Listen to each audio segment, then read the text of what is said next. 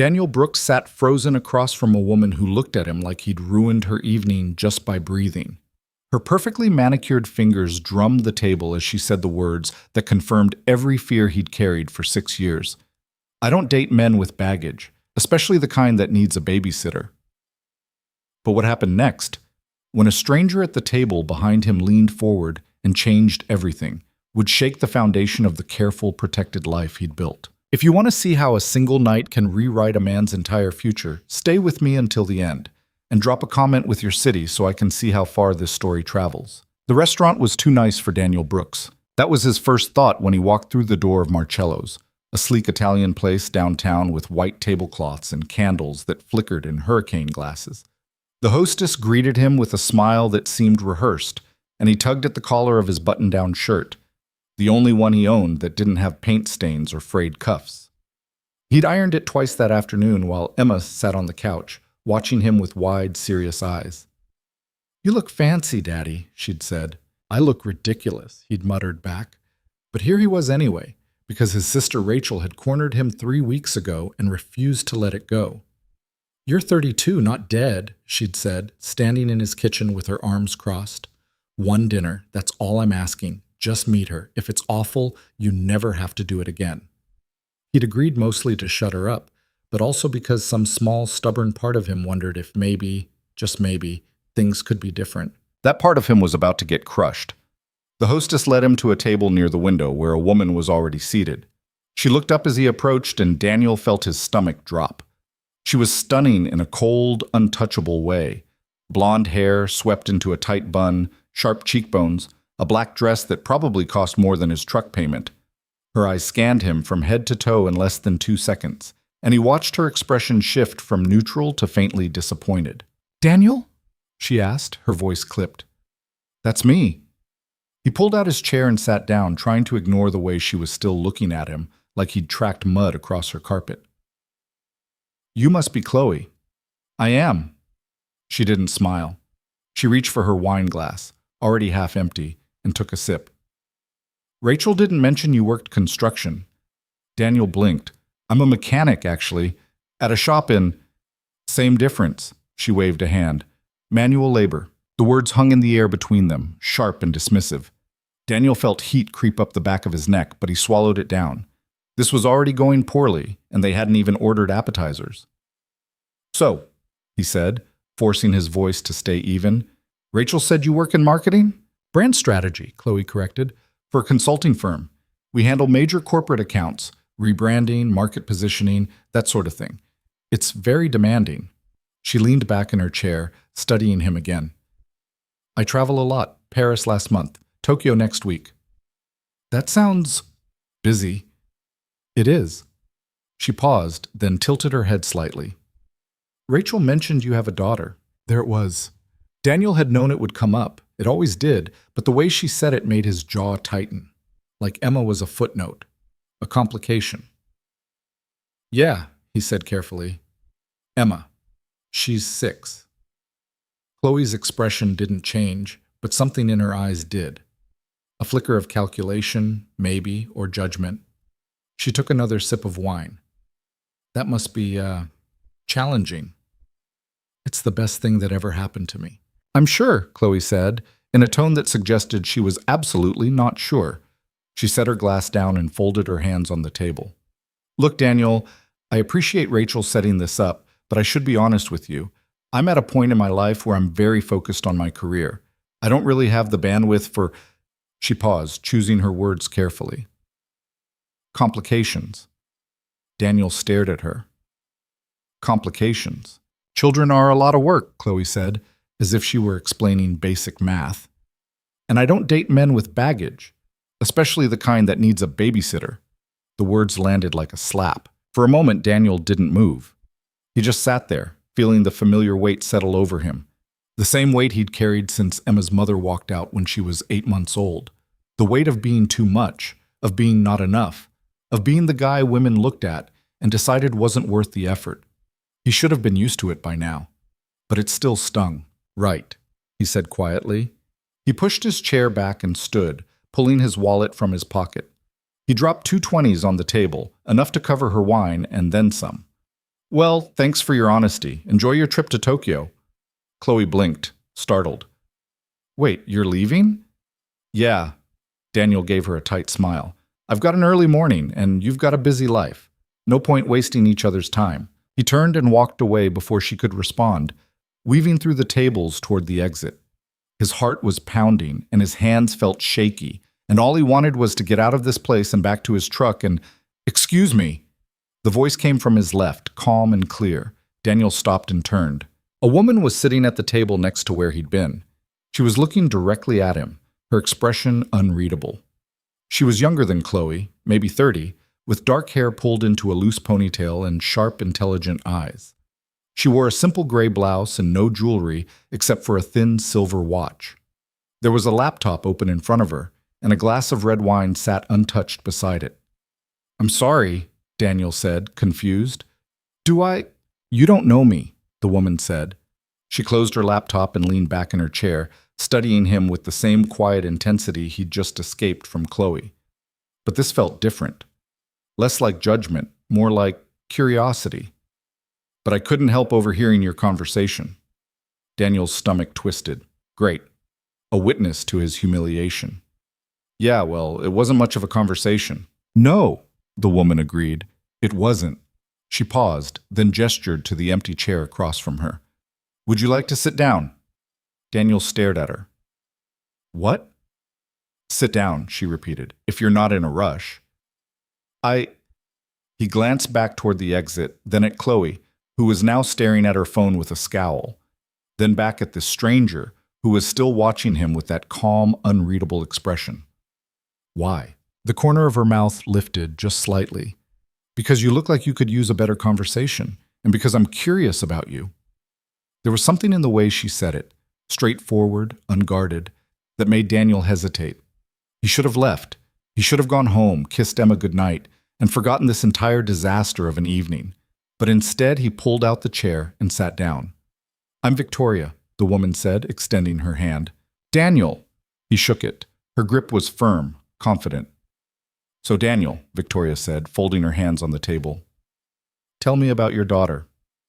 For the next hour, Daniel forgot he was sitting in a restaurant that was too nice for him. Victoria didn't ask the polite surface-level questions people usually asked when they were trying to be nice about the whole single dad thing.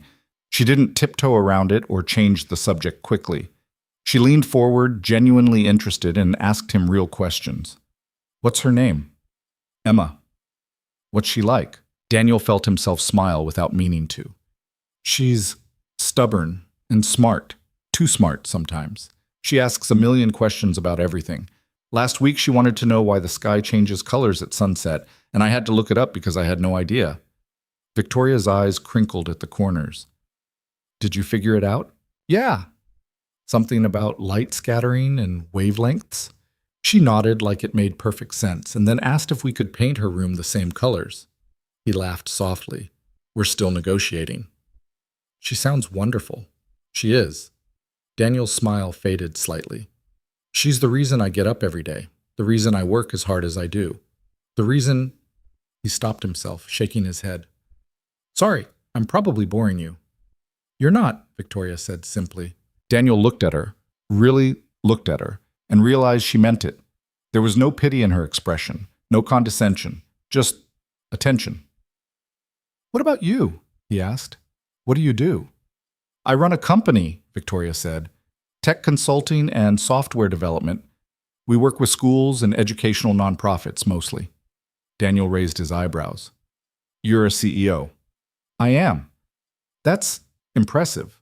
"It's demanding," Victoria said, echoing Chloe's words from earlier, but the tone was entirely different.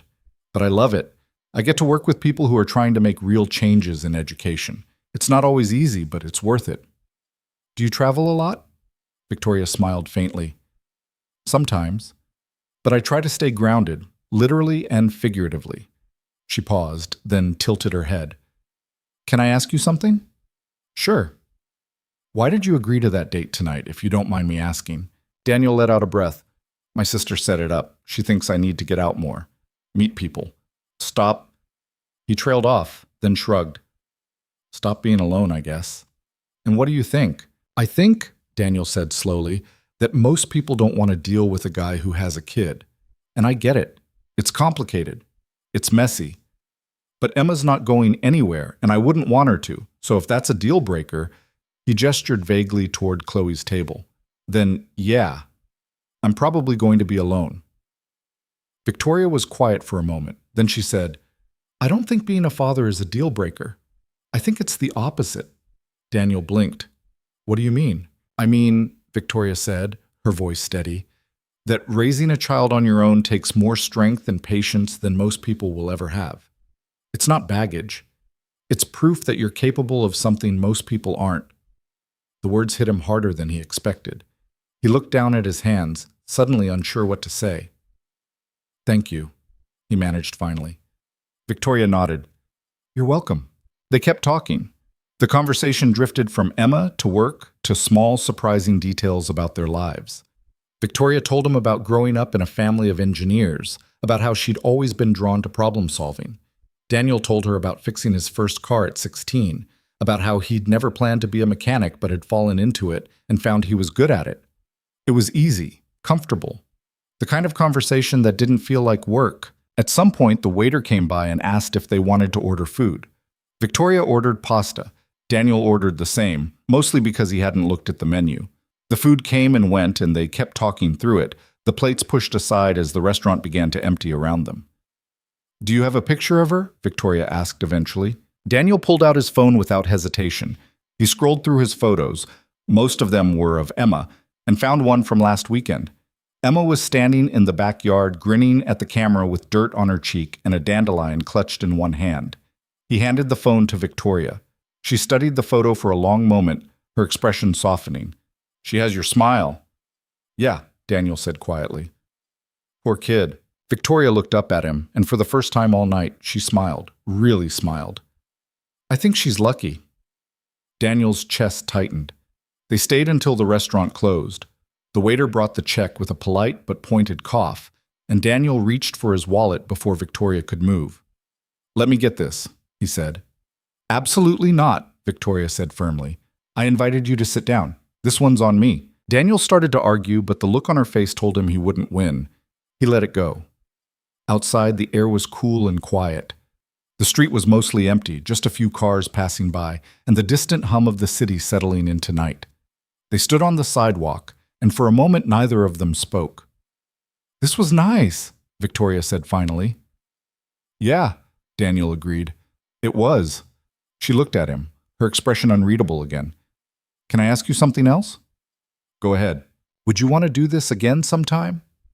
Daniel's heart kicked hard against his ribs. Seriously? Seriously. He hesitated. Not because he didn't want to, he absolutely wanted to, but because he'd been here before. The hope, the possibility, the inevitable letdown when reality crashed in.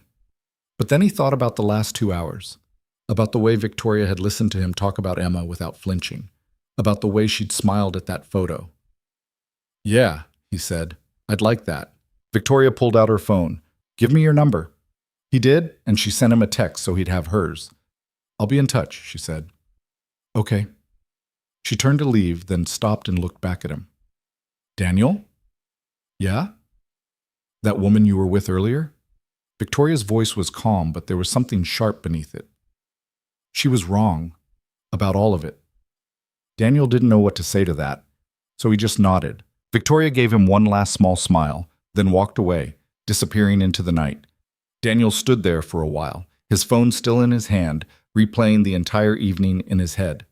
He didn't know what had just happened. He didn't know if Victoria was serious about seeing him again, or if this was just a kind gesture from a stranger who'd felt sorry for him. But for the first time in a long time, he felt something other than resignation. He felt hope. The next morning, Daniel woke up to Emma jumping on his bed. Daddy! Daddy, wake up! It's breakfast time! He groaned and pulled the pillow over his face. Emma, it's Saturday. We don't have to be up this early. But I'm hungry, Daniel peeked out from under the pillow. Emma was standing on the mattress in her pajamas, bright pink with cartoon unicorns, her hair sticking up in every direction. She was grinning down at him, her gap-toothed smile infectious. All right, he muttered, sitting up. What do you want? Pancakes. Pancakes it is. They went downstairs and Daniel started pulling out ingredients while Emma climbed onto her stool at the kitchen counter. She chattered the entire time, telling him about a dream she'd had involving a dragon and a spaceship, and Daniel listened while he mixed batter and heated the pan. This was his life. Simple, predictable, safe. But last night had felt like a crack in that safety, a glimpse of something else. His phone buzzed on the counter. He glanced at it, expecting a message from Rachel asking how the date went. Instead, it was from Victoria. "Good morning. I hope you slept well. Are you free Monday afternoon?" Daniel stared at the screen. "Daddy?" Emma's voice pulled him back. "You're burning the pancake." "Shit, shoot!" He flipped the pancake quickly, grimacing at the dark edges. Emma giggled. He set the phone down and focused on breakfast, but his mind was already somewhere else. Monday afternoon. He'd have to check his schedule at the shop, see if he could move things around. He picked up the phone again and typed out a reply. "Yeah, I'm free. What did you have in mind?" The response came a few minutes later. "There's something I'd like to show you. I'll send you the address." Daniel frowned slightly. Cryptic. But he was curious. "Okay. What time? 2 p.m.? Works for me." He set the phone down and slid a pancake onto Emma's plate. She drowned it in syrup and dug in, humming happily. "Daddy?" she said between bites. "Yeah, kiddo?" "You seem happy today." Daniel looked at her, surprised. "I do?" Emma nodded. "You smiled when you looked at your phone." He hadn't realized, but she was right. He had smiled. "Maybe I am," he said softly. Emma beamed at him. "Good. You should smile more." Monday came faster than Daniel expected. He spent Sunday with Emma, playground, library, pizza for dinner, and tried not to think too hard about what Monday would bring. But by the time he dropped Emma off at Rachel's house Monday afternoon, his nerves were buzzing. "So?" Rachel said, blocking the doorway with her arms crossed. "How did it go with Chloe?" "It didn't," Daniel said flatly. Rachel's face fell. "What do you mean it didn't?" "I mean, she made it very clear that I wasn't her type. Or that Emma wasn't. Same thing." He shrugged. "It's fine, I left early." "Daniel." "It's fine, Rachel." He softened his tone. "Really, it just wasn't a good fit." Rachel sighed, looking guilty. "I'm sorry, I know what you thought, and I appreciate it, but you don't have to keep trying to set me up. I'm okay." Rachel studied him for a moment, then narrowed her eyes. "You're going somewhere right now, aren't you?" Daniel hesitated. "Maybe." "Who is she?" "Nobody, just someone I met. It's not a big deal." Rachel's expression shifted from concern to something dangerously close to hope. "Daniel Brooks, are you going on a date?" "No," he said quickly. "It's not a date. It's just meeting up." "Uh-huh," Rachel grinned. "Fine, don't tell me. But you better tell me everything later." "There's nothing to tell." "Sure there isn't." She stepped aside and let him pass. "Emma's already playing with the boys. Go have fun on your not date." Daniel shook his head and left before she could interrogate him further. The address Victoria had sent him was across town, in a neighborhood he didn't know well. When he pulled up, he realized it was a school. A nice one with a sprawling campus and freshly painted buildings. A sign out front read, "West Ridge Academy, Empowering Young Minds." Daniel parked and climbed out of his truck, feeling out of place again. He pulled out his phone and texted Victoria. "I'm here. Where are you?" A minute later, she appeared from around the side of the main building. She was dressed casually today, jeans, a white blouse, her hair down and loose around her shoulders. She looked different, softer. "Hi," she said, walking over. "Hi." Daniel glanced around. "So, a school?" Victoria smiled. "Come with me, I'll explain." She led him through the front entrance and down a hallway lined with bright, colorful murals. Kids' artwork hung on the walls, drawings of animals and families and houses with crooked chimneys. It reminded him of Emma's drawings, the ones taped to their fridge at home. They stopped outside a classroom with big windows looking into a space full of tiny chairs and bookshelves. A few kids were inside, working on art projects while a teacher circulated among them. This is a partner program I've been working on, Victoria said quietly. We provide technology and educational resources to schools that don't have the budget for it. This is one of our pilot sites. Daniel looked at her. You run this? I oversee it, yeah. We're testing new learning software here, interactive tools for early childhood education. She paused, watching the kids. I spend a lot of time here, more than I probably should. That's amazing, Daniel said honestly. Victoria glanced at him, something uncertain flickering in her expression. There's something else I need to tell you. Okay? She took a breath. Starting next week, I'm going to be here even more. We're launching a new phase of the program, and I'll be leading some of the classroom activities myself, working directly with the kids. She hesitated. And I wanted you to know because Emma's going to be starting here next week. Daniel froze. What? Victoria nodded. I saw her name on the enrollment list this morning. I didn't realize it until after we made plans to meet, but yeah. She's enrolled in the kindergarten program here. Daniel's mind was racing. Emma's new school, the one Rachel had helped him apply to because the public school near their house was overcrowded and underfunded. He'd been thrilled when she got in. He hadn't thought to ask about the details. You're going to be her teacher? He asked slowly. Not her primary teacher, no, Victoria said quickly. But I'll be in her classroom sometimes. Running activities? Working with the kids? She met his eyes. I wanted to tell you now because, I don't know. It felt like something you should know. Daniel didn't know what to say. Victoria looked down at her hands. I also need to tell you something else. Okay, Daniel said again, though his stomach was starting to twist. I have a rule, Victoria said quietly. I don't get involved romantically with parents, not when their kids are connected to my work. It's a boundary I set a long time ago, and I don't break it. The words landed heavily. Why? Daniel asked. Victoria was quiet for a moment. Then she said, because I made a mistake once. I let my personal life cross into my professional life, and it almost destroyed everything I'd built. Someone got hurt. A program I cared about got shut down, and I swore I'd never let that happen again. Daniel watched her, seeing the tension in her shoulders, the way she wouldn't quite meet his eyes. So what does that mean for us? He asked carefully. It means, Victoria said, her voice steady but sad, that we can't do this. Not while Emma's here. Not while I'm working with her. Daniel felt something sink in his chest. Right. I'm sorry, Victoria said. I really am. I didn't know when I asked you to sit down Friday night, and I should have checked before I asked you to meet me today.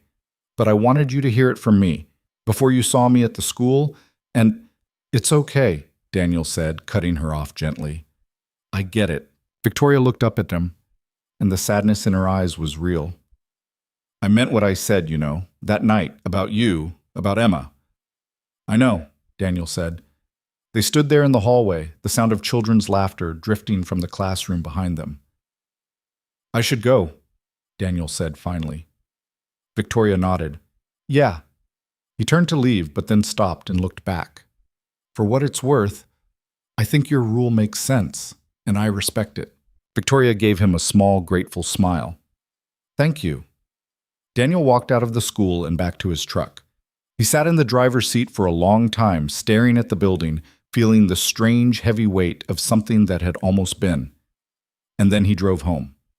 Emma's first day at Westridge Academy started with a meltdown over socks. These ones are itchy, she wailed, throwing a balled-up pair across her bedroom. I can't wear itchy socks on my first day. Daniel crouched down, picking up the rejected socks and holding them like evidence in a trial. Emma, we've been through your entire drawer. These are the same socks you wore last week. They weren't itchy last week. He closed his eyes and counted to 5. It was 7:30 in the morning. He hadn't finished his coffee, and they needed to leave in 20 minutes. Okay, how about the blue ones? The blue ones have a seam. All socks have seams, kiddo. Emma's face crumpled, and Daniel could see the tears coming. Real ones this time, not the theatrical kind she deployed when she wanted ice cream before dinner. She was scared. The socks weren't really about the socks. He sat down on the floor beside her. Hey, come here. She crawled into his lap, burying her face against his chest. He wrapped his arms around her and waited. What if nobody likes me? She whispered. They're going to love you. What if the teacher is mean? She won't be. What if I don't know how to do the work?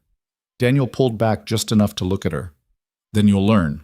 That's why you're going to school. And if it's hard, you'll try your best, and that's all anyone can ask. He smoothed her hair back. And if you get really scared or really sad, you can tell me when I pick you up, and we'll figure it out together. Okay? Emma sniffled. Okay. Now, the blue socks or the pink ones? Pink. Good choice. He kissed the top of her head and stood, pulling her up with him. Let's get moving, or we're going to be late. 20 minutes later, they were in the truck. Emma buckled into her booster seat with her new backpack, purple with stars, clutched on her lap. She was quiet the whole drive, staring out the window, and Daniel kept glancing at her in the rearview mirror. When they pulled into the parking lot at Westridge, his stomach tightened. He'd been trying not to think about this moment all weekend. About the fact that he was going to walk Emma into this building and possibly see Victoria. About the fact that he had no idea how to act if he did. Professional, polite, distant. It sounded simple. It felt impossible. He parked and came around to help Emma out of the truck. She took his hand without being asked, gripping it tightly as they walked toward the main entrance. Other parents were doing the same thing, ushering nervous kids through the doors, some of the kids crying, some chattering excitedly.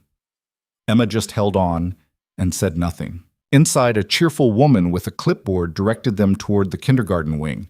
Daniel followed the signs, Emma's hand still locked in his, until they reached a bright classroom with a banner over the door that read, "Welcome to Miss Carver's class."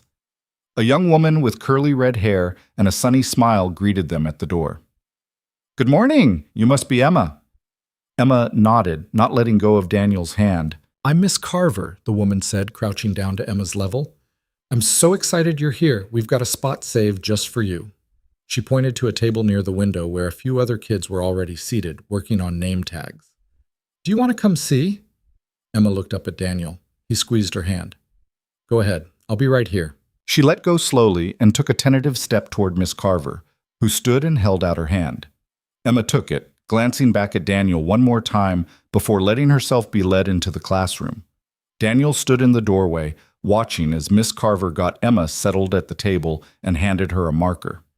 Another little girl immediately started talking to her, pointing at the name tag, and Emma smiled, small but real. "She'll be okay." The voice came from behind him. Daniel turned and felt his heart kick against his ribs. Victoria was standing a few feet away, holding a tablet and wearing a soft gray sweater and black slacks. Her hair was pulled back in a low ponytail, and she looked calm and professional and completely in her element. "Yeah," Daniel said, his voice coming out rougher than he intended. "I think so." Victoria's eyes flicked to Emma, then back to him. "First day is always hard." "For her or for me?" A faint smile crossed her face. "Both." They stood there for a moment, the hallway buzzing with parents and kids moving past them. Daniel didn't know what to say. Every instinct told him to ask how she was, to make a joke, to find some way to keep her talking, but he remembered what she'd said. The boundary. The rule. "I should let you get to work," he said. "Right." Victoria nodded, but she didn't move. "Daniel?" A voice interrupted from down the hall. "Miss Lane, do you have a second?" Victoria glanced over her shoulder. A man in a suit, probably the principal, was waving her over. She looked back at Daniel, something unreadable flickering in her expression. "I'll see you around," she said quietly. "Yeah, see you." She walked away, and Daniel watched her go before turning back to the classroom. Emma was bent over her name tag, tongue poking out in concentration. She didn't notice him still standing there. He forced himself to leave. The days blurred together after that. Daniel fell into a new routine. Drop Emma off at 7:45, work a full shift at the shop, pick her up at 3:30. Emma came home each day with stories about Miss Carver and her new friend Lily and the guinea pig in the classroom named Mr. Nibbles. She was happy, thriving even, and Daniel was doing fine. Except for the moments when he'd arrive at pickup and see Victoria in the hallway, talking to a teacher or crouched down beside a kid, her expression patient and focused. She never looked his way. He told himself that was good. Professional. It didn't feel good. 2 weeks in, Emma came running out of the classroom with a piece of paper clutched in her hand. "Daddy, Daddy, look!" Daniel took the paper. It was a drawing, stick figures holding hands under a rainbow. One tall figure, one small. Is this us? Yeah, and look!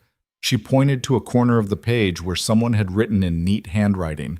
Beautiful work, Emma. You're a wonderful artist. Who wrote that? Daniel asked, though he already knew.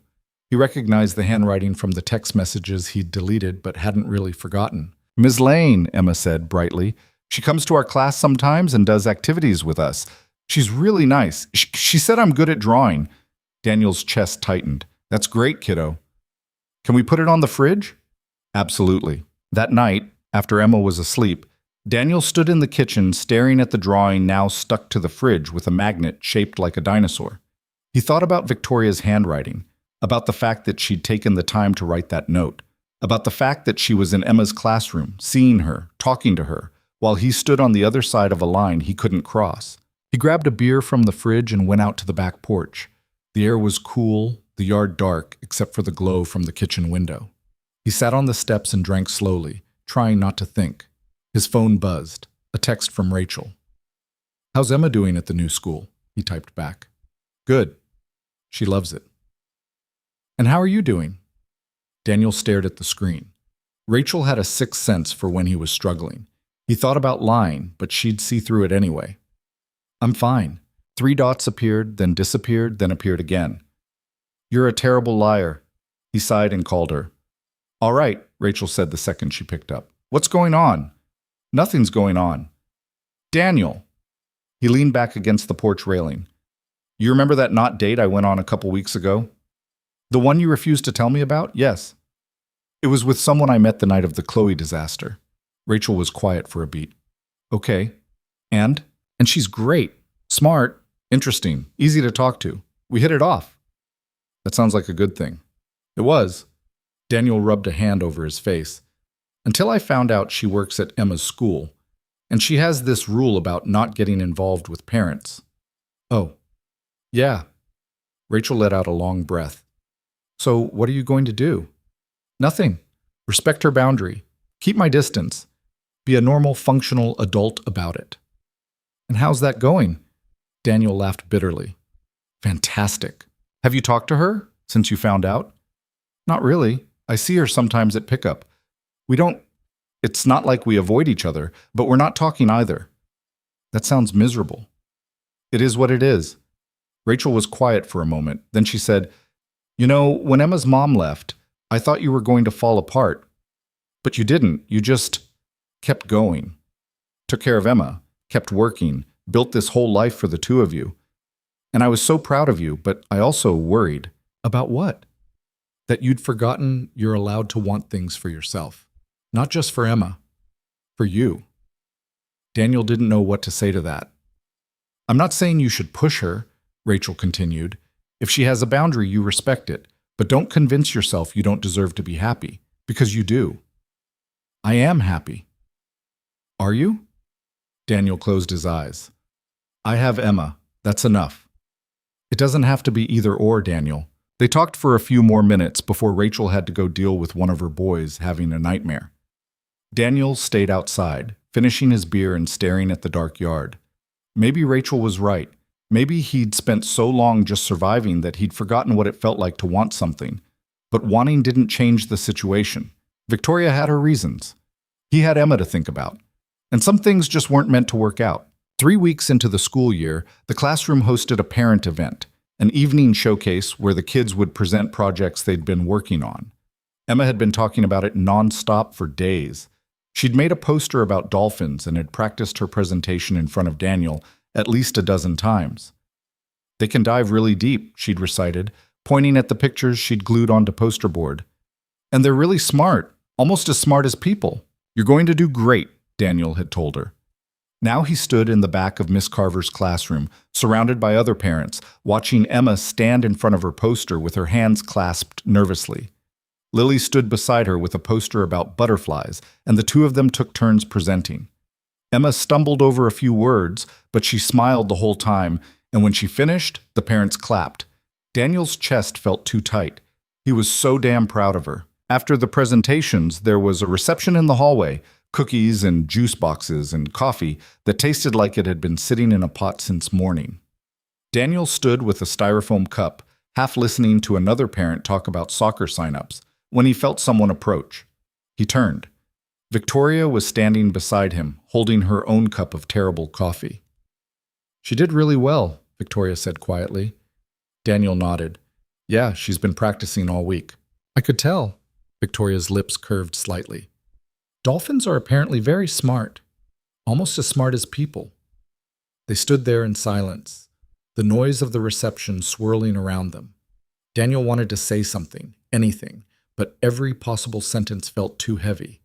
Victoria spoke first. "How are you doing?" "I'm okay." He glanced at her. "You?" "Busy. The program's expanding faster than I expected, but it's good." "That's good." Another pause. This was excruciating.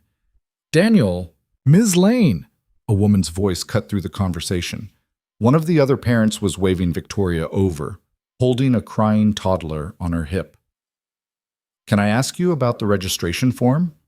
Victoria's expression shifted, professional, helpful. She looked at Daniel. "I should—" "Yeah, go ahead." She hesitated for just a second, then walked away.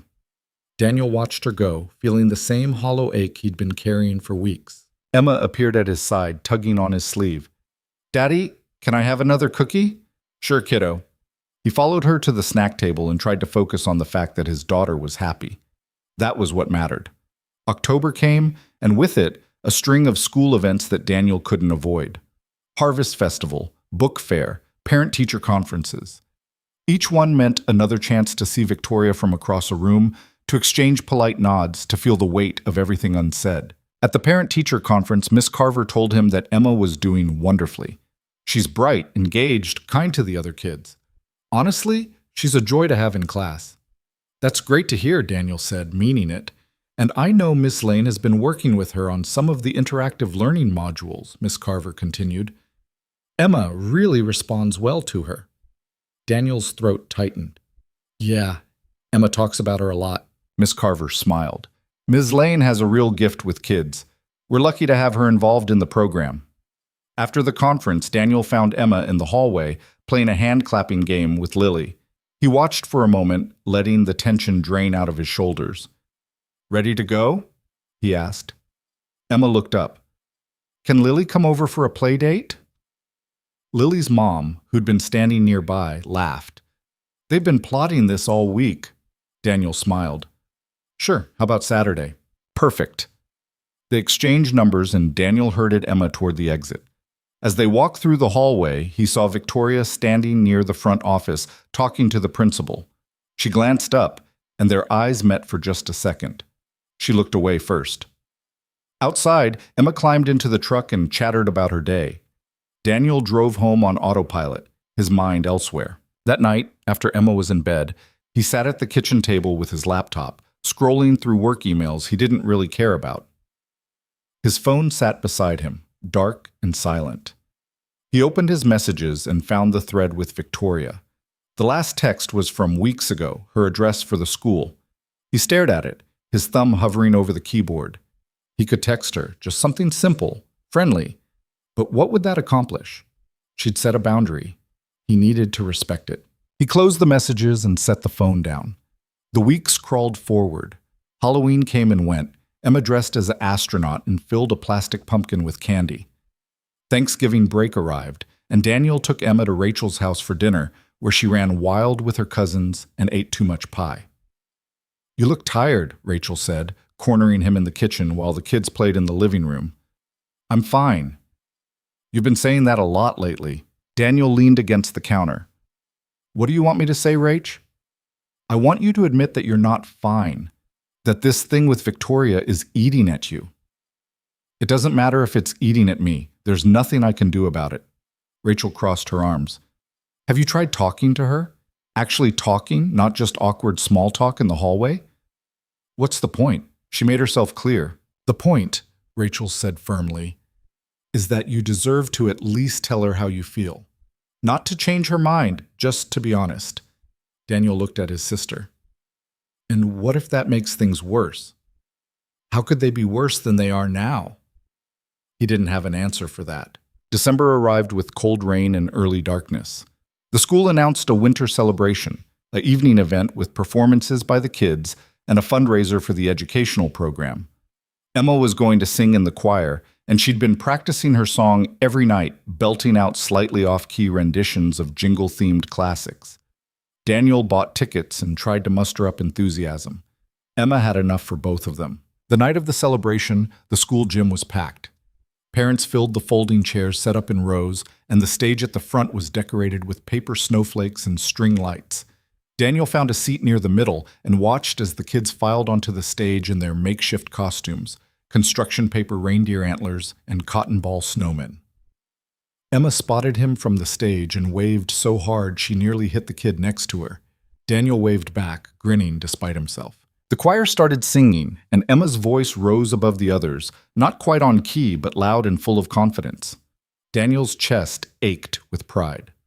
When the performance ended, the principal took the stage and gave a speech about the partnership program and how much it had meant to the school.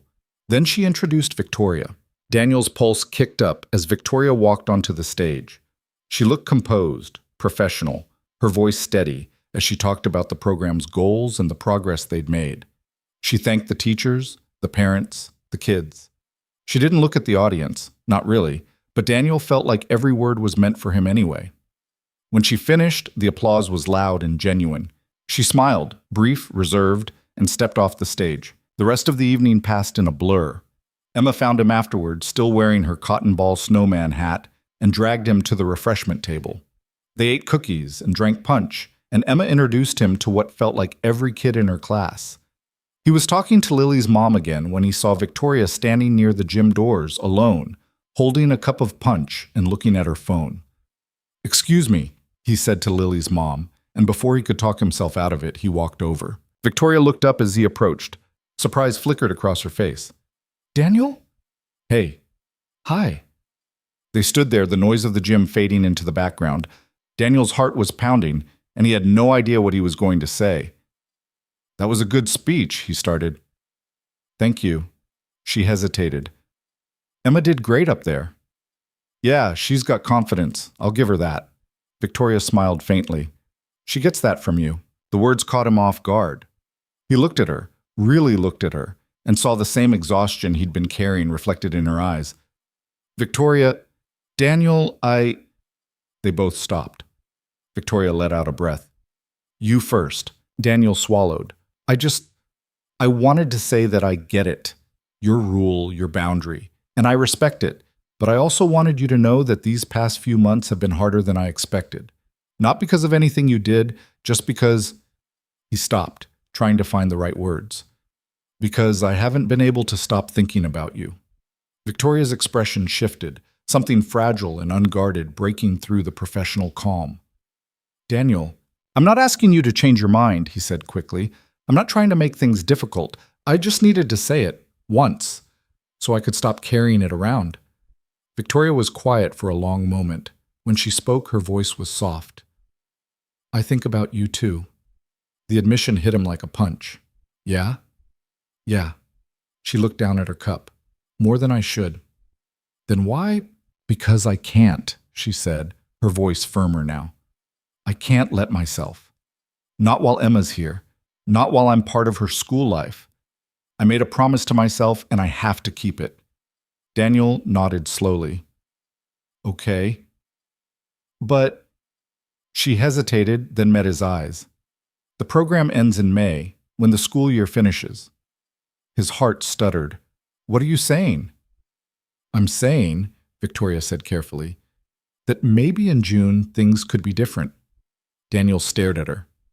"Are you serious?" "I don't know," she admitted. "Maybe I'm being unfair, asking you to wait. But I wanted you to know that this isn't... It's not that I don't want to. It's just that I can't. Not yet." "June," Daniel repeated. "June."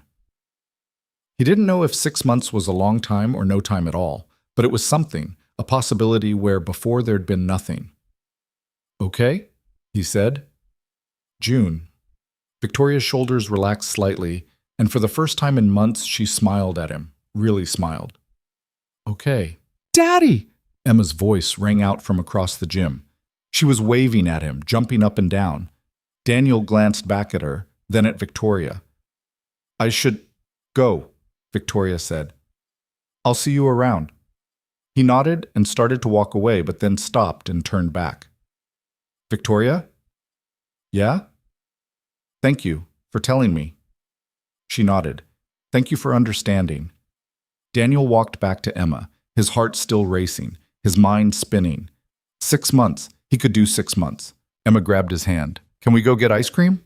It's December, kiddo. So? Daniel laughed. Yeah, we can get ice cream. They left the gym together, and as they walked to the truck, Daniel glanced back one more time. Victoria was still standing by the doors, watching him. She lifted her hand in a small wave. He waved back. And for the first time in a long time, the future felt like something worth waiting for. January hit like a cold slap. The holidays were over, the decorations came down, and the gray monotony of winter settled in. Daniel went back to work with a full schedule, oil changes, brake jobs, an engine rebuild on a '98 Ford that should have been scrapped years ago. Emma went back to school, complaining about early mornings and homework, and Daniel waited. He hadn't realized how much the conversation with Victoria would change things. Not the situation itself, that was still the same, still impossible until May, but the way he felt about it. Before, the distance between them had felt like a wall. Now it felt more like a door. Locked, yes, but temporary. June kept echoing in his head. 6 months had sounded manageable in December. Now in the cold slog of January, it felt endless. He saw Victoria at school pickup most days. They'd exchange brief hellos, careful smiles, nothing that would draw attention. Sometimes Emma would run up to her before they left, chattering about something that happened in class, and Victoria would crouch down and listen with the same patience she gave everyone. Daniel would stand a few feet away, watching, feeling the strange pull of wanting to step closer, and knowing he couldn't. One afternoon in late January, Emma came out of school clutching a flyer. Daddy, look, we're doing a science fair. Daniel took the paper. It was an announcement for a school-wide science fair in March. Students were encouraged to create projects with parental help. Judging would happen during an evening event with awards for different categories. Do you want to do it? He asked. Emma nodded eagerly. Can we build something, like a volcano or a robot? I don't know about a robot, kiddo, but we can figure something out. That night, they sat at the kitchen table with Emma's ideas notebook, a composition book filled with crayon drawings and misspelled words. She flipped through pages, pointing at various sketches. What about this? She tapped a drawing of what looked like a tornado made of glitter. What is it? A weather machine. Daniel squinted at the drawing. I'm not sure we can build a weather machine, Em. Why not? Because we're not supervillains. Emma giggled. Okay, then what about a plant experiment? Lily said her sister grew beans in school. That could work. What kind of experiment? Emma thought for a moment. We could see if plants grow better with music. Daniel raised his eyebrows. Music? Yeah, Ms. Lane told us that some scientists think plants like music. We could test it. Of course Victoria had told them that. Daniel felt a familiar tightness in his chest at the mention of her name, but he pushed it aside. All right, music and plants it is. Over the next few weeks, they set up the experiment. 3 small pots with bean seeds lined up on the kitchen windowsill. One pot got classical music played from Daniel's phone for an hour each day. One got rock music. One got silence. Emma kept a notebook, recording which plants sprouted first, how tall they grew, whether they looked healthy. She took it seriously, checking the plants every morning before school and every evening before bed. Daniel helped her measure and write down observations, and despite himself, he got invested too. The classical music plant was winning, which Emma found hilarious. The beans like fancy music, she announced one night at dinner. Apparently, Daniel said. Do you think Ms. Lane will like our project? Daniel paused, his fork halfway to his mouth. I'm sure she will. But you're not doing it for her, right? You're doing it because you think it's interesting. Emma considered this. Both. He couldn't argue with that. February brought Valentine's Day. Which meant the school was suddenly drowning in pink and red construction paper. Emma came home one afternoon with a shoebox decorated with hearts and glitter, a slot cut in the top for Valentine's. We're having a party, she said, bouncing on her toes. And we have to bring Valentines for everyone in the class. Daniel looked at the list of names she handed him. 23 kids. All right, we'll get cards this weekend. They went to the store on Saturday, and Emma spent 20 minutes agonizing over which box of Valentines to buy before finally settling on ones with cartoon animals, making terrible puns. Back at home, she spread them out on the table and started writing names in wobbly handwriting. Do I have to give one to Tyler? She asked, wrinkling her nose. Yes, everyone gets one. That's the rule. But he's annoying. Doesn't matter. Be kind anyway. Emma sighed dramatically, but wrote Tyler's name on a card with a bear that said, "You're unbearably awesome." Daniel watched her work, thinking about the Valentine's Day when Emma's mother had left. Emma had been too young to remember, but Daniel remembered everything. The fight, the cold silence, the way she'd packed a bag and walked out without looking back. It had been 6 years, and he still didn't know where she was. Didn't want to know. Emma deserved better than that. She deserved someone who stayed. His mind drifted, inevitably, to Victoria. He wondered what she was doing for Valentine's Day. If she had plans. If she thought about him the way he thought about her. He shook his head and focused back on Emma. You doing okay, kiddo? She looked up. Yeah, why? No reason, just checking. The Valentine's party was on a Friday afternoon.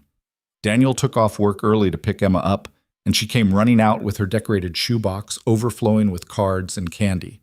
Look how many I got, she crowed, showing him the haul. That's a lot of Valentines. Ms. Lane gave us all bookmarks, Emma said, pulling one out.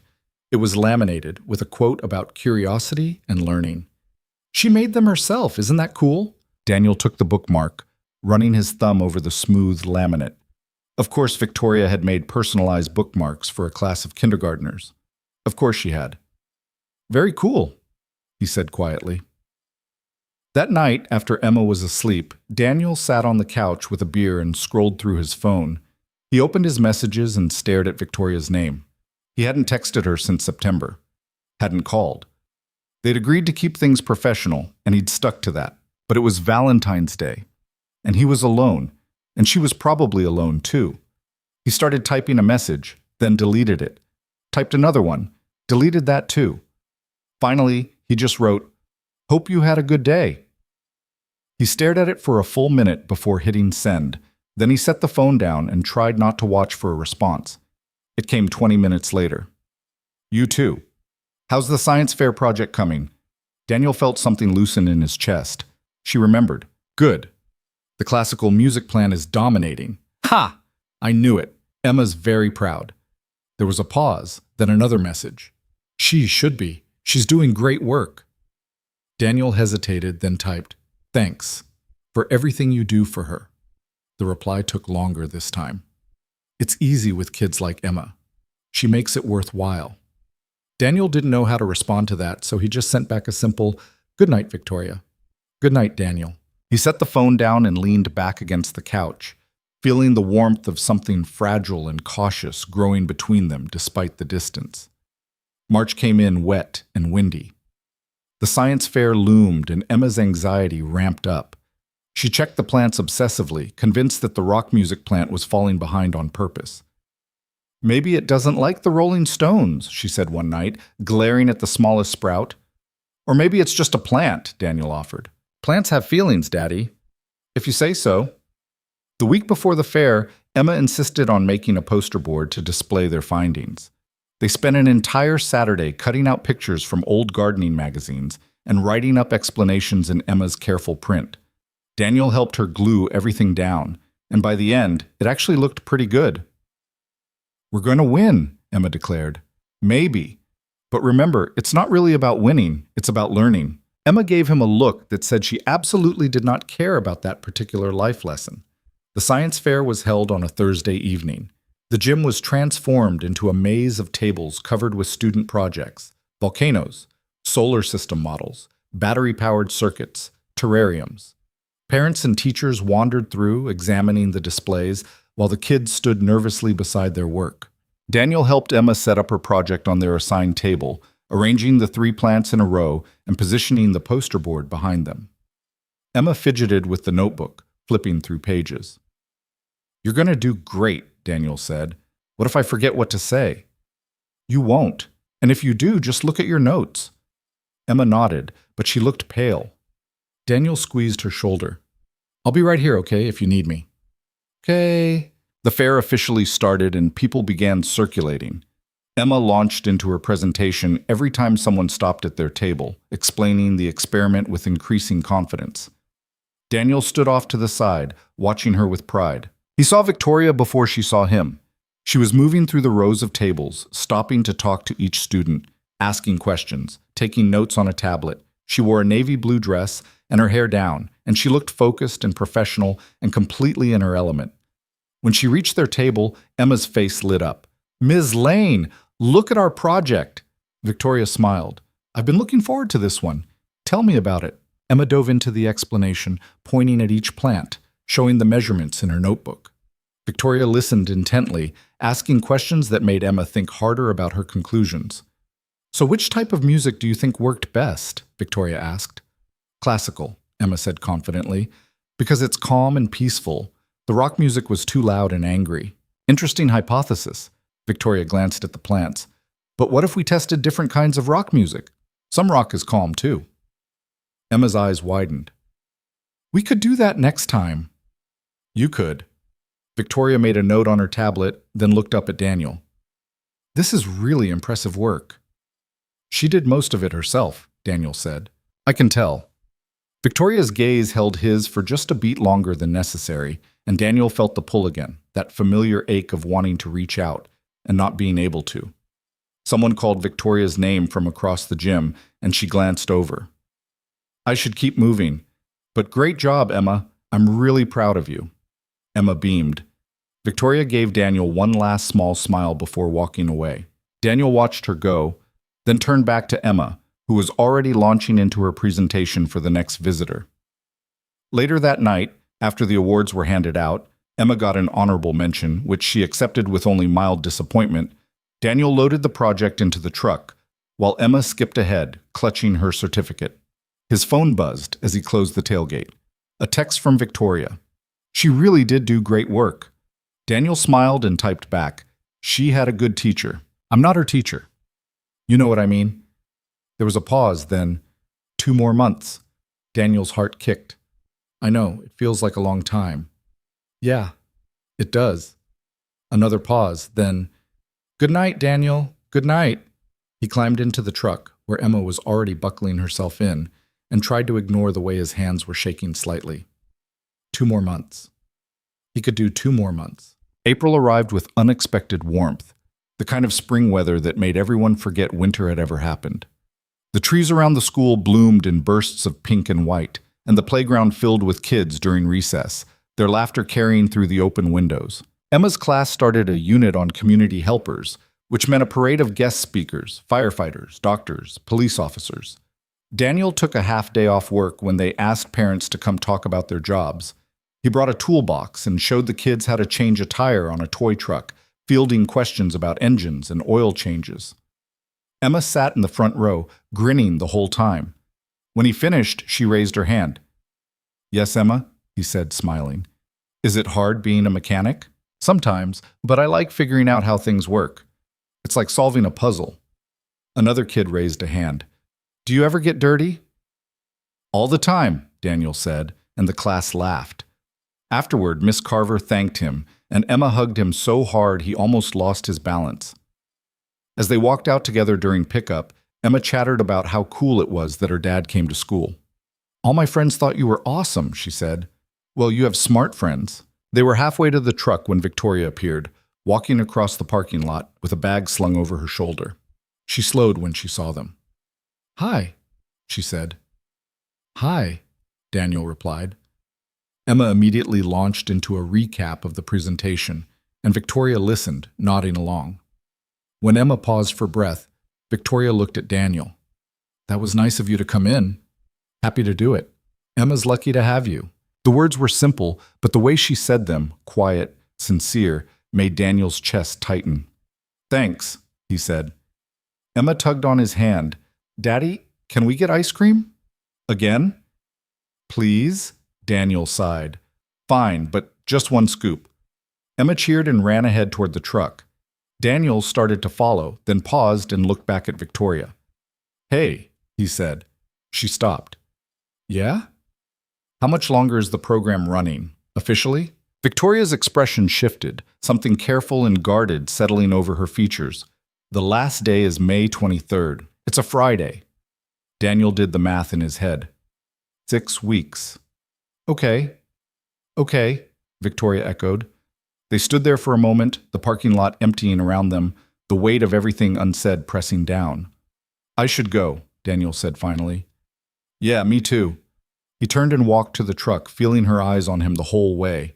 That night, he marked May 23rd on the calendar hanging in the kitchen. 6 weeks. 42 days. He could do 42 days. The next few weeks passed in a strange blur. School events, work, evenings with Emma. Daniel fell into the rhythm of it, letting the routine carry him forward.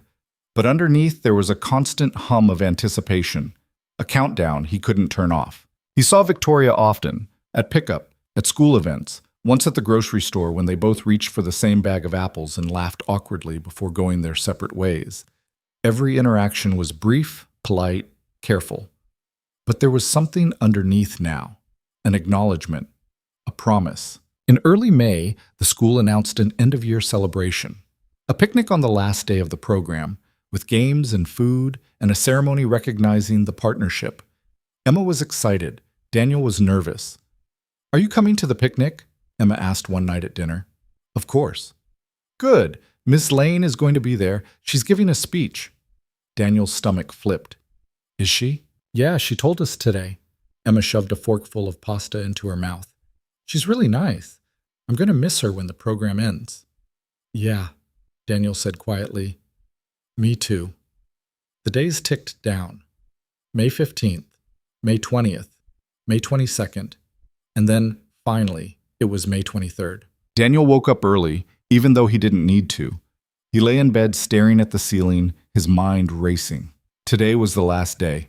Tonight, the boundary that had kept him and Victoria apart for 8 months would disappear. And then what? He had no idea. Emma was unusually quiet at breakfast, picking at her cereal.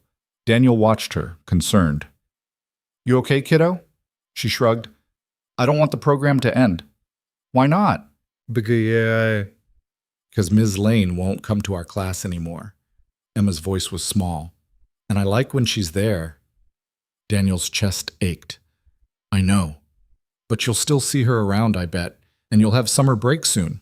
That'll be fun, right?" Emma nodded, but she didn't look convinced. They drove to school in silence. When they arrived, the parking lot was already filling up with parents and kids. Tables were set up on the lawn, covered with checkered cloths and platters of food.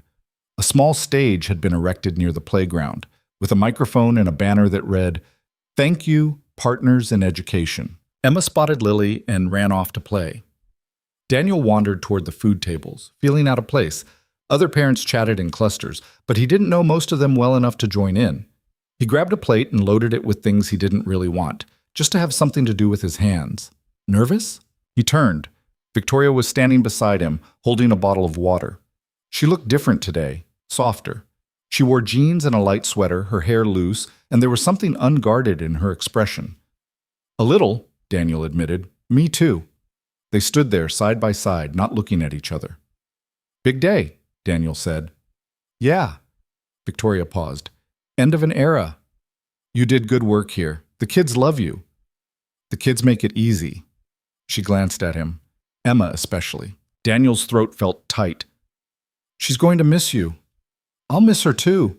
The principal's voice crackled over the microphone, calling everyone to gather near the stage. Daniel and Victoria moved with the crowd, standing near the back. Emma found him and grabbed his hand, leaning against his side. The principal gave a speech thanking everyone involved in the program. Then she introduced Victoria. Victoria walked onto the stage and the crowd applauded. She took the microphone and for a moment she just stood there looking out at everyone. Then she spoke. "When we started this program 9 months ago, I wasn't sure what to expect. I knew we had good technology and good intentions, but I didn't know if it would actually make a difference." She paused. "But standing here now, seeing how much these kids have grown, I can say without a doubt that it did. And that's because of the teachers who welcomed us into their classrooms, the parents who supported their kids, and the kids themselves, who showed up every day ready to learn. Her eyes scanned the crowd, and Daniel felt the moment they landed on him. She didn't linger, but the connection was there. This work matters, Victoria continued, not because of the technology or the metrics or the funding. It matters because every single one of these kids matters. And if we can give them tools to dream bigger and reach further, then we've done something worthwhile. She finished to loud applause. Emma clapped enthusiastically, jumping up and down. Daniel clapped too, his eyes still on Victoria, as she stepped off the stage. The rest of the picnic passed in a blur. Kids played games, parents ate and talked, and the afternoon sun stretched long shadows across the lawn. Daniel kept losing track of Victoria in the crowd, catching glimpses of her here and there, always surrounded by people. As the event wound down and families started to leave, Daniel helped Emma pack up her things. She was tired, her face flushed from running around, and she leaned heavily against him as they walked to the truck. "Can we come back and visit?" she asked. "We'll see, kiddo." He got her buckled in, then stood by the driver's side door, hesitating. He scanned the parking lot one more time, looking for Victoria. She was standing near her car, talking to Miss Carver. As if sensing his gaze, she looked up. Their eyes met across the distance. Miss Carver said something, and Victoria nodded, her attention shifting back. Daniel climbed into the truck. He'd waited 8 months. He could wait one more day. That night, after Emma was asleep, Daniel sat on the back porch with his phone in his hand. The air was warm, the sky clear and full of stars. He opened his messages and stared at Victoria's name. He'd been thinking about what to say all evening. Something simple, something that didn't put too much pressure on either of them. Finally, he just typed, "The program's over." The reply came faster than he expected. "Yeah, it is." Daniel took a breath and typed, "So what happens now?" 3 dots appeared, disappeared, appeared again. Then, finally, "I don't know. What do you want to happen?" Daniel's heart was pounding. He typed carefully, "I want to see you, if you still want that." The pause felt like an eternity. "Then, I do." "When? Tomorrow?" Daniel smiled. "Where? Same place we met? Marcello's?" "Yeah. What time?" 7? "I'll be there." He set the phone down and leaned back, staring up at the stars, feeling something unfamiliar and terrifying and completely overwhelming rising in his chest. Hope. Daniel stood in front of his closet the next evening, staring at shirts he'd owned for years like they were written in a foreign language. He pulled out the blue button down, held it up, put it back, tried the gray one, put that back too. "You look stressed, Daddy." He turned. Emma was standing in the doorway wearing her pajamas, even though it was only 6 o'clock. She'd insisted on getting ready for bed early so Rachel could come over without any fuss. "I'm fine," he said. "Is this about your date?" Daniel froze. "How do you know about that?" Emma rolled her eyes in that way kids do when adults ask obvious questions. "Aunt Rachel told me. She said you're going to dinner with a friend." "Yeah, a friend. Is it Miss Lane?" Daniel's heart stopped. "What?" "Is your friend Miss Lane?"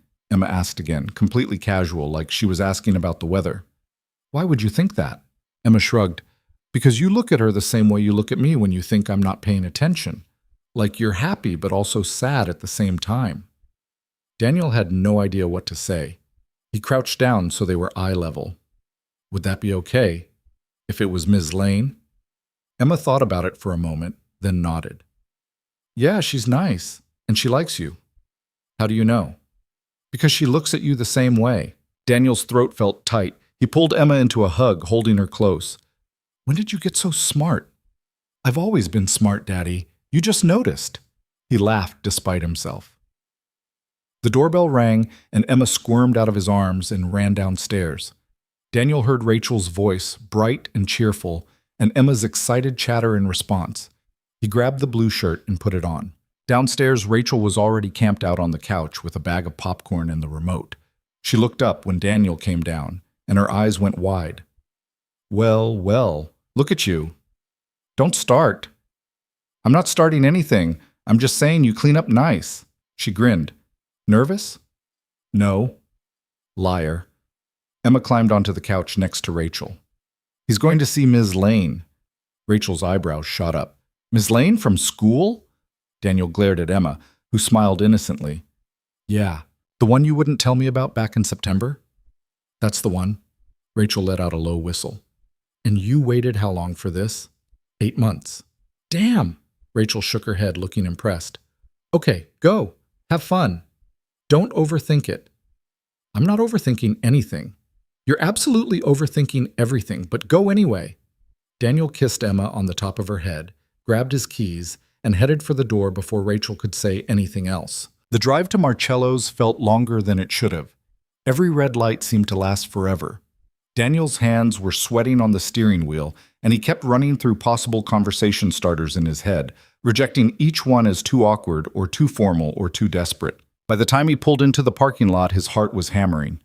He sat in the truck for a full minute, trying to calm down. This was ridiculous. He'd talked to Victoria dozens of times. They'd texted. They'd spent an entire evening together 8 months ago, and it had been easy, but that was before. Before the waiting, before the weight of all the things they hadn't said. He forced himself out of the truck and walked to the entrance. The restaurant looked the same as it had that night in September.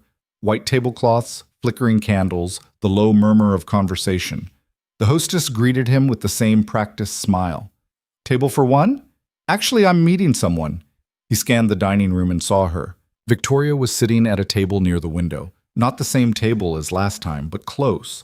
She wore a dark green dress, simple and elegant, and her hair was down, falling in soft waves over her shoulders. She was looking at her phone, her expression unreadable. Daniel's pulse kicked up. He walked over and she looked up as he approached. For a moment, neither of them spoke. Then Victoria smiled, small, tentative, real. Hi. Hi, Daniel said, his voice coming out rougher than intended.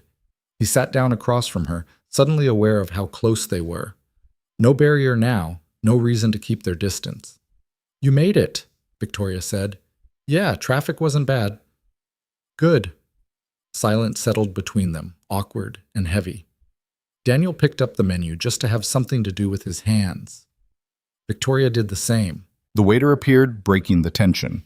They ordered wine, red for her, beer for him, and the waiter disappeared again. Victoria set her menu down and folded her hands on the table. I don't know why I'm nervous. This is ridiculous. You're nervous? Terrified, actually. Daniel felt something loosen in his chest. Yeah, me too. She laughed softly, and the sound eased some of the tension. We've done this before. It should be easier the second time. Should be, Daniel agreed, but it's not. No, Victoria said. It's not. The wine and beer arrived. Daniel took a long drink, letting the cold settle his nerves. Victoria sipped her wine, watching him over the rim of the glass. So, she said, how's Emma? She's good. Currently at home with my sister, probably eating way too much popcorn and staying up past her bedtime. Victoria smiled. She's a great kid. Yeah, she is, Daniel paused. She knows I'm here, with you.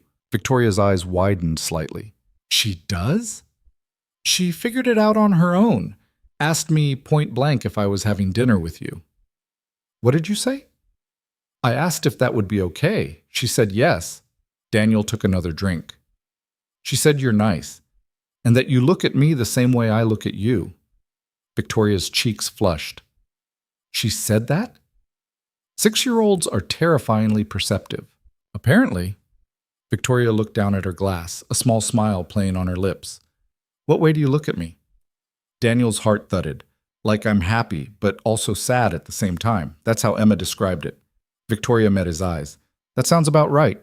They ordered food, pasta again, because neither of them had really looked at the menu, and the conversation started to flow more easily. They talked about the school year, about the program's success, about the parents and teachers and kids who'd made it all worthwhile. Victoria told him about the next phase of the partnership, how they were expanding to 3 more schools in the fall. That's a lot of work, Daniel said. It is, but it's good work. She paused. I wasn't sure I wanted to do it again, actually, after this year. Why not? Victoria looked at him, something vulnerable in her expression.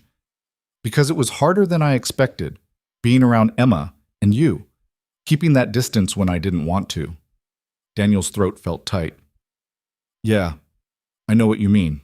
I almost broke my own rule a dozen times, Victoria admitted. Every time I saw you at pickup, every time Emma talked about you in class. It would have been so easy to just reach out, say something, but I couldn't, because I knew if I did, I'd regret it.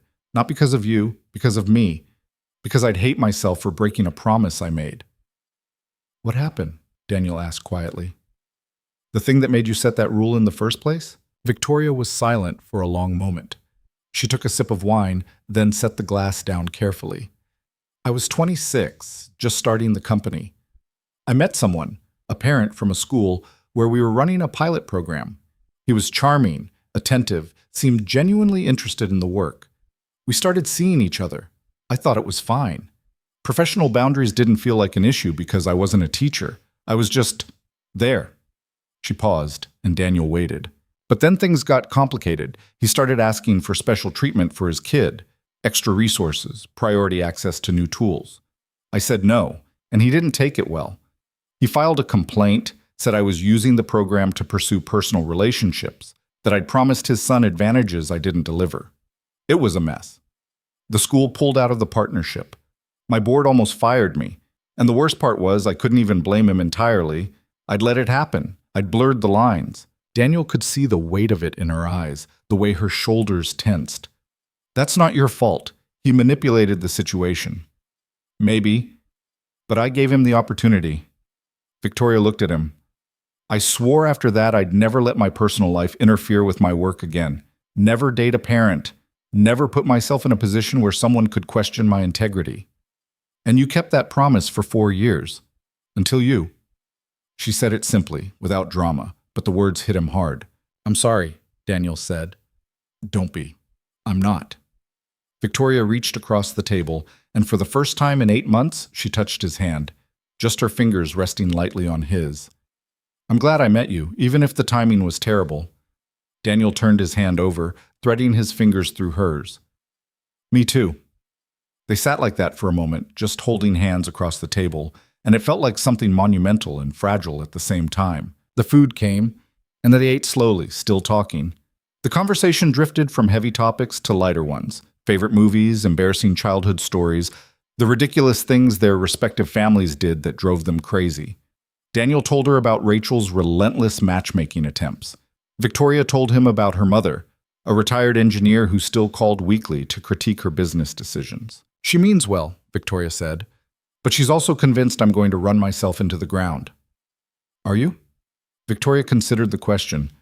Sometimes it feels like it, but I don't know how to do things halfway. Yeah, I get that. They finished eating and the waiter cleared their plates. Daniel expected the check, but Victoria ordered dessert, tiramisu to share, and he didn't argue. When it arrived, they took turns with the same fork, the intimacy of it making Daniel hyper-aware of every movement. Victoria ate slowly, savoring each bite, and he watched her without trying to hide it. What? She asked, catching his gaze. Nothing. Just, I'm glad we're here. Me too. She set the fork down. Can I ask you something? Sure. What do you want this to be? Us, I mean. Daniel's heart kicked. Honestly? Honestly. I don't know, he admitted. I haven't done this in a long time. And when I did, it didn't end well. So I don't have a roadmap or a plan. But I know I want to see you again. And again after that. And I want to figure out what this is without rushing or putting pressure on either of us. Victoria smiled. That sounds reasonable. Does it? Because I feel like I'm making this up as I go. We both are, she said, and that's okay. They finished the dessert and finally paid the check, splitting it this time despite Daniel's protests. Outside, the night was warm, the air filled with the faint scent of jasmine from a nearby planter. They stood on the sidewalk, neither of them moving toward their cars. I don't want this to end yet, Victoria said quietly. Me neither. Do you want to walk? There's a park a few blocks from here. Yeah, let's walk. They fell into step beside each other, close but not touching. The streets were quiet, just a few cars passing by, the city settling into its nighttime rhythm. They walked in comfortable silence for a while, and Daniel felt the tension of the last 8 months slowly unraveling. The park was small, just a patch of grass with a few benches and a fountain in the center. They sat on one of the benches, and Victoria leaned back, looking up at the sky. "I forgot how nice it is to just sit and do nothing," she said. "You don't do that often?" "Never. I'm always working or thinking about work or planning the next thing." She glanced at him. "You?" "I'm better at it than I used to be. Emma forces me to slow down. If she wants to spend 20 minutes examining a bug on the sidewalk, that's what we do." Victoria laughed. "That sounds perfect." "It is, most of the time." Daniel hesitated, then said, "Can I ask you something now?" "Go ahead. What made you reach out?" "After the picnic. You could have just let it fade, kept the boundary in place even after the program ended." Victoria looked at him, her expression serious. "Because I spent 8 months trying to convince myself that the rule mattered more than what I felt. And it did matter. But when the program ended, I realized I was just scared. Scared of getting hurt. Scared of screwing up again. Scared of letting someone in." She paused. But being scared wasn't a good enough reason to walk away from something real. Daniel's chest tightened. "Is that what this is? Real?" "I think so," Victoria said softly. "Don't you?" "Yeah, I do." She reached for his hand again, and this time he held on tight. They sat there on the bench, fingers intertwined, watching the fountain and listening to the quiet sounds of the park. After a while, Victoria said, "I should probably get going. Early meeting tomorrow." "Yeah, I need to rescue my sister from Emma's endless questions about why adults drink coffee." They stood and walked back to the restaurant parking lot. When they reached Victoria's car, she turned to face him. "Thank you," she said, "for waiting, for understanding. Thank you for giving me a reason to wait." Victoria smiled, and then, without overthinking it, she stepped closer and kissed him. It was brief, tentative, but it sent a jolt through Daniel that left him breathless. When she pulled back, her eyes were bright. "Good night, Daniel." "Good night, Victoria." She got into her car, and he watched her drive away before heading to his truck. He sat behind the wheel for a moment, his heart still racing, a stupid grin spreading across his face. When he got home, Rachel was still on the couch, half asleep with the TV on low. She sat up when he walked in, rubbing her eyes. "How'd it go?" "Good," Daniel said, unable to stop smiling. Rachel grinned. "Just good?" "Really good. I'm happy for you." She stood and grabbed her purse. "Emma's asleep. She asked about you twice, but eventually conked out. Thanks for watching her." "Anytime." Rachel paused at the door. "You deserve this, you know. Don't sabotage it by overthinking." "I'll try." After Rachel left, Daniel checked on Emma. She was curled up in bed, clutching her stuffed elephant, her face peaceful. He kissed her forehead and went to his own room. He lay in bed, staring at the ceiling, replaying every moment of the evening, the way Victoria had looked at him, the way her hand had felt in his, the kiss. His phone buzzed, a text from Victoria. "I had a really good time tonight." Daniel smiled and typed back, "Me too. Can we do it again soon?" "Absolutely." "When?" "This weekend? Maybe something during the day?" "I'd like to meet Emma." "Officially." Daniel's heart skipped. "Yeah, she'd love that. Saturday afternoon? Works for me." "Great. Good night, Daniel." "Good night."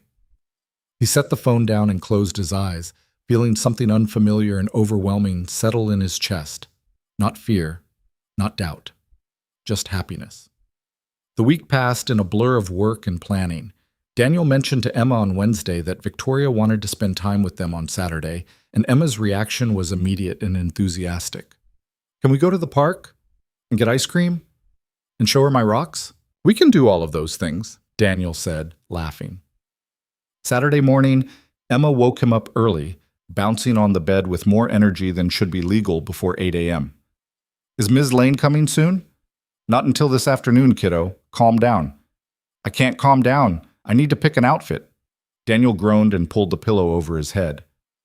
"You're 6. You don't need to pick an outfit."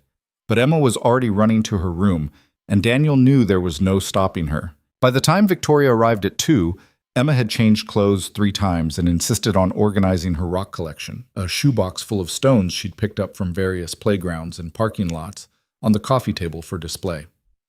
"She's really proud of those rocks," Daniel warned when he opened the door. Victoria smiled.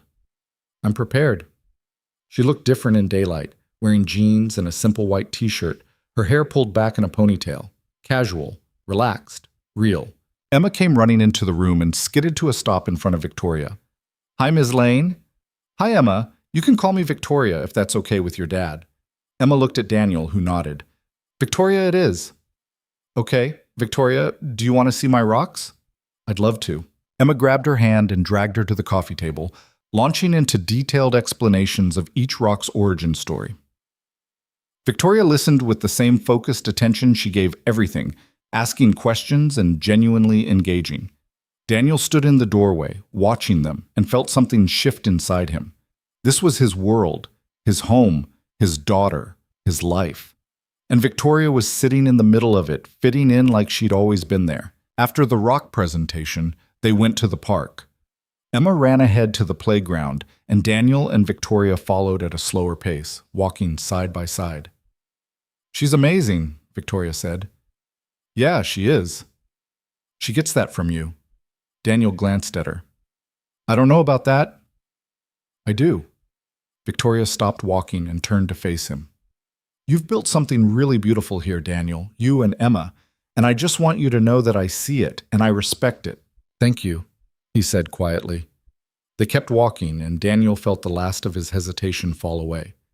This was right. Messy and uncertain and completely terrifying, but right.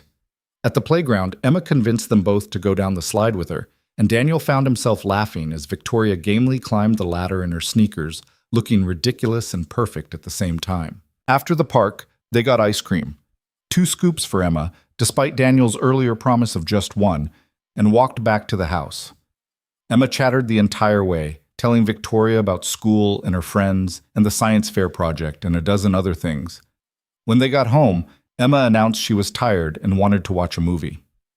Daniel set her up on the couch with a blanket, and she was asleep within 20 minutes, the movie playing to an audience of none. Daniel and Victoria moved to the kitchen, keeping their voices low.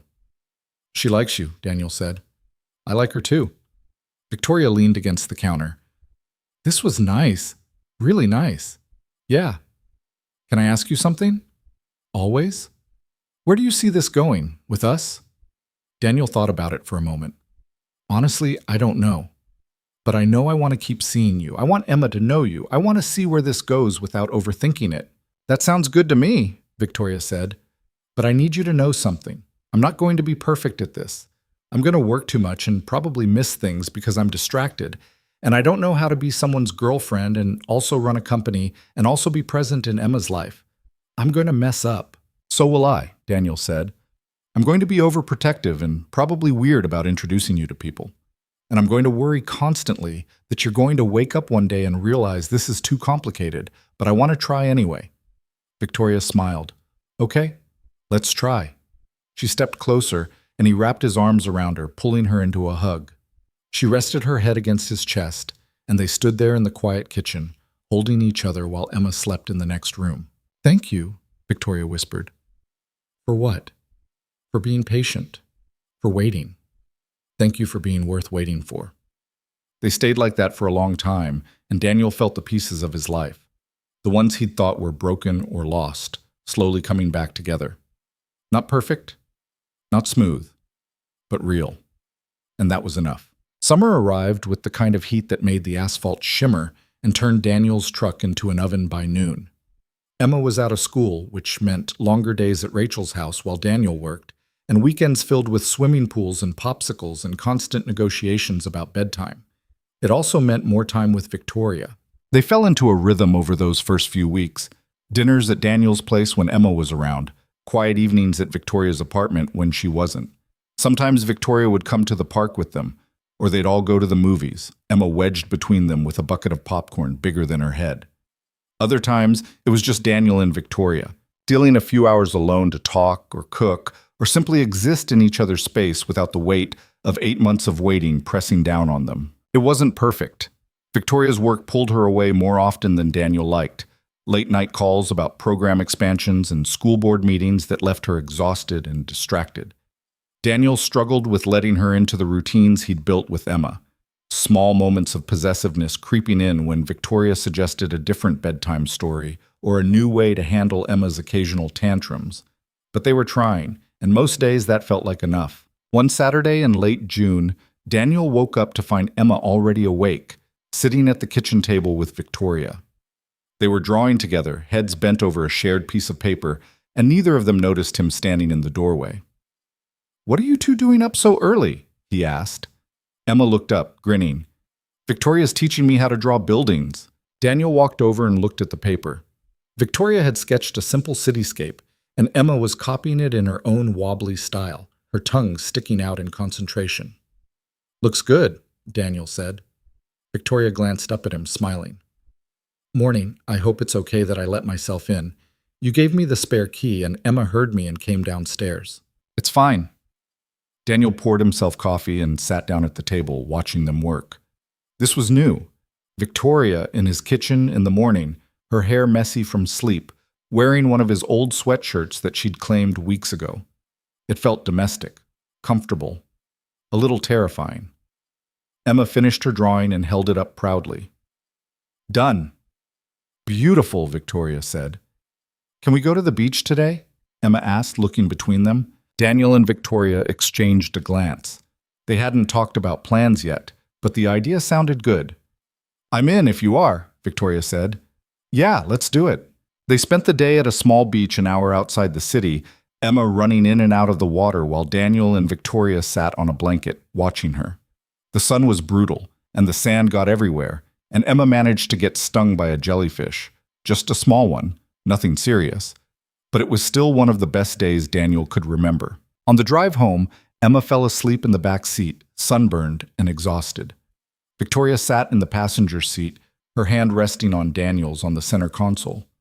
"Thank you for today," she said quietly. "For what?" "For letting me be part of this. Your life. Emma's life. It means a lot." Daniel squeezed her hand. "You are part of it." When they got home, Daniel carried Emma inside and put her to bed without waking her. When he came back downstairs, Victoria was on the couch, her eyes half closed. "You okay?" he asked. "Just tired. Good tired, though." He sat beside her, and she leaned against him, her head on his shoulder. They stayed like that for a while, the house quiet around them. "I got an offer this week," Victoria said eventually. Daniel's stomach tightened. "What kind of offer?" "A consulting firm in New York. They want me to come on board as a senior partner, oversee their education division." "That's big." "Yeah, it is." She paused.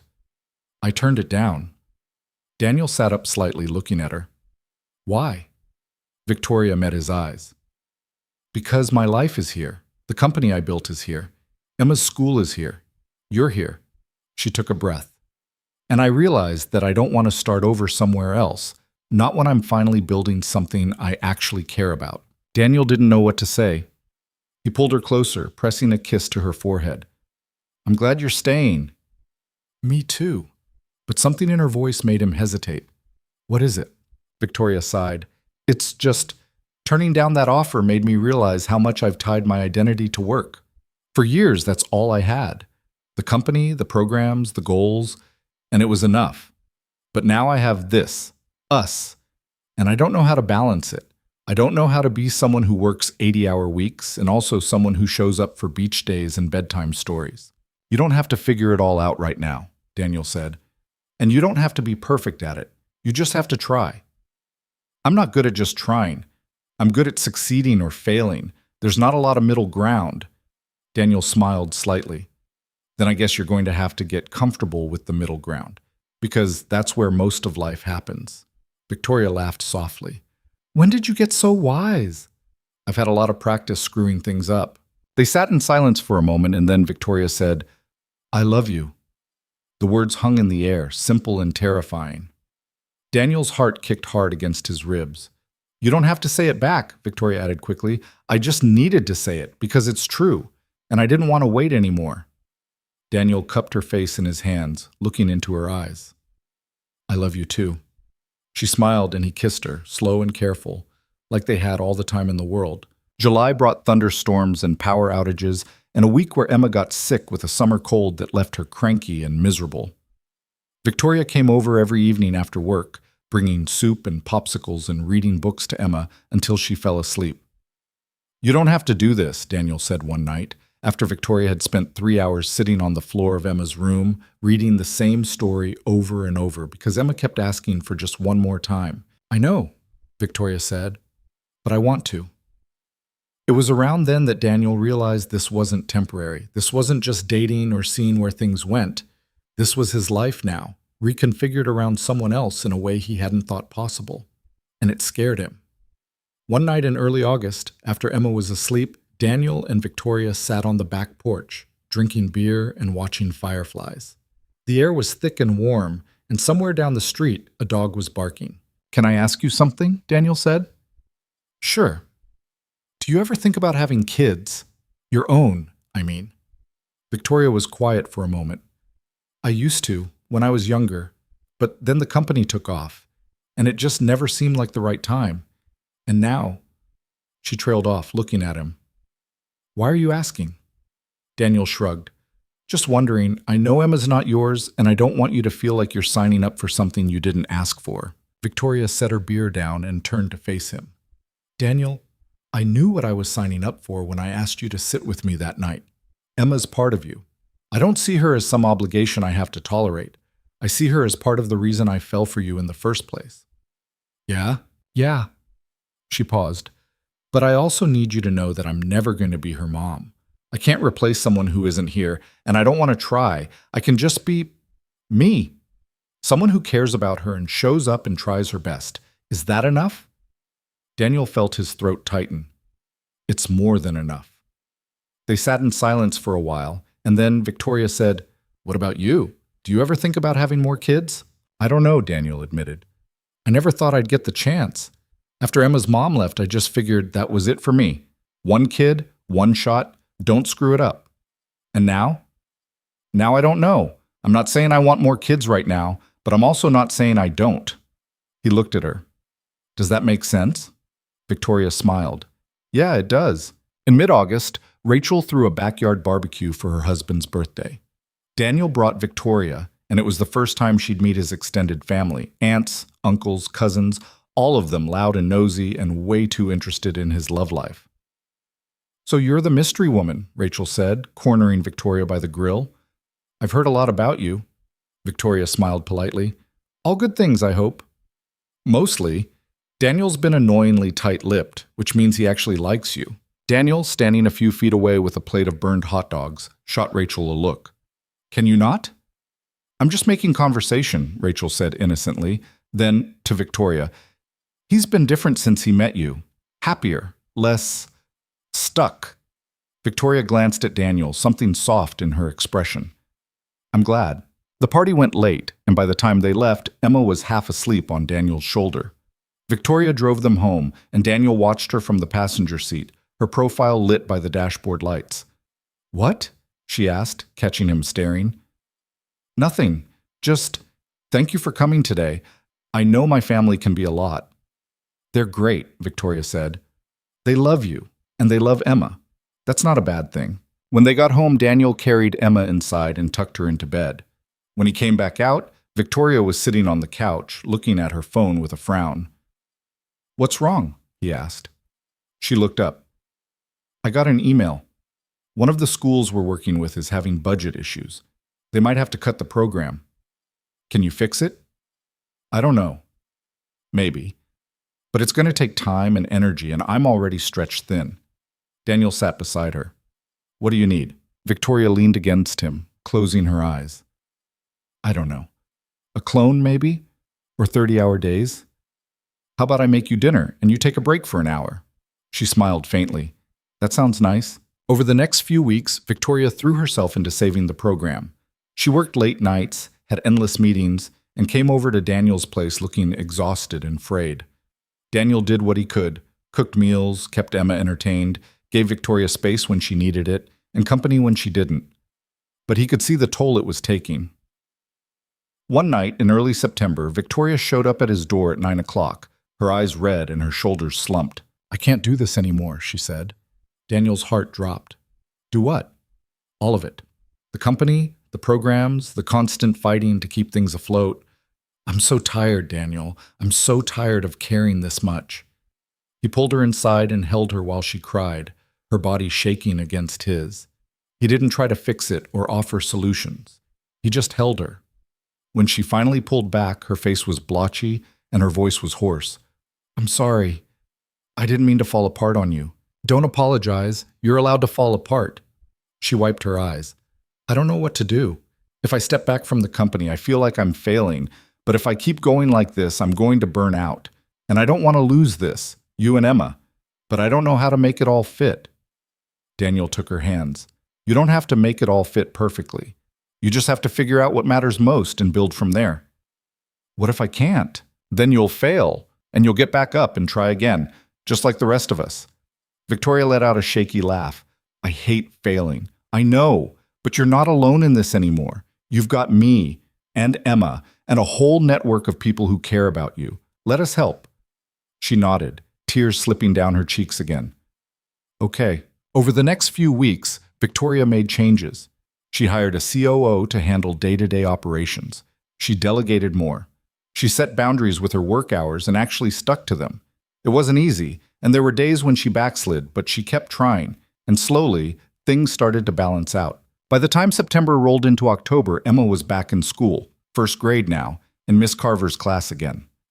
Victoria wasn't involved in the program this year, which meant no more boundaries, no more rules keeping them apart. It also meant they could just be together. One Saturday in late October, Daniel asked Victoria to marry him. He didn't plan it. There was no ring, no elaborate setup. They were just sitting on the back porch, watching Emma play in the yard, and the words came out before he could stop them. "Will you marry me?" Victoria turned to look at him, her eyes wide. "What?" Daniel's heart was racing, but he didn't take it back. "I know it's fast, and I know we're still figuring things out. But I don't want to wait anymore. I want you in my life, in Emma's life, permanently." Victoria stared at him for a long moment, and then she started laughing. "You're proposing to me without a ring?" "I don't have a ring. I didn't plan this, but I mean it." She wiped her eyes, still laughing. "You're ridiculous. Is that a yes?" Victoria leaned forward and kissed him. "Yes, it's a yes." Emma came running over, oblivious to what had just happened. "What are you guys doing?" "We're getting married," Victoria said, grinning. Emma's eyes went wide. "Really?" "Really," Daniel said. Emma let out a shriek and threw herself at both of them, nearly knocking them off the porch steps. They sat there in a tangled heap, laughing, and Daniel felt something settle in his chest, something warm and solid and real. This was his life now. Messy and imperfect and full of people who didn't have all the answers but showed up anyway. And it was enough. They got married in April, in Rachel's backyard, with Emma as the flower girl and a handful of close friends and family watching. It was small and simple, and Victoria wore a white dress that she'd bought off the rack 2 weeks earlier.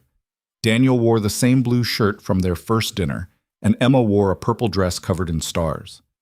The ceremony was short, the vows were honest, and when the officiant said they could kiss, Emma cheered louder than anyone. At the reception, Rachel cornered Daniel by the dessert table. "I told you," she said smugly. "Told me what?" "That you deserve to be happy." Daniel looked across the yard where Victoria was crouched down talking to Emma, both of them laughing about something. "Yeah, you did." "So what now?" Rachel asked. "Now we just live, figure it out as we go." Rachel smiled. "That sounds about right." Life didn't get easier after the wedding. Victoria still worked too much sometimes. Daniel still worried too much. Emma still had meltdowns over itchy socks and refused to eat vegetables that touched other food on her plate. But they showed up for each other. On the hard days, and the good days, and the completely unremarkable days in between. Victoria learned to let go of perfection. Daniel learned to let people in. Emma learned that families could be built, not just born into. And on a warm evening in June, almost exactly a year after their first real date, they sat together on the back porch, Daniel, Victoria, and Emma, watching fireflies and talking about nothing in particular. "Do you think we'll always be this happy?" Emma asked. Victoria glanced at Daniel, then back at Emma. "I don't think we'll always be happy, but I think we'll always be together, and that's better." Emma thought about it for a moment, then nodded. "Yeah, that's better." Daniel reached for Victoria's hand, and she laced her fingers through his. They sat there in the fading light, imperfect and uncertain and completely, impossibly whole. Because love wasn't about having all the answers or getting everything right. It was about showing up, even when it was hard. It was about choosing each other, again and again, through the mess and the doubt and the beautiful, ordinary moments that made up a life. And in the end, that was all anyone could ask for. Not perfection, not certainty, just the willingness to try, to fail, to get back up, and keep going. Together.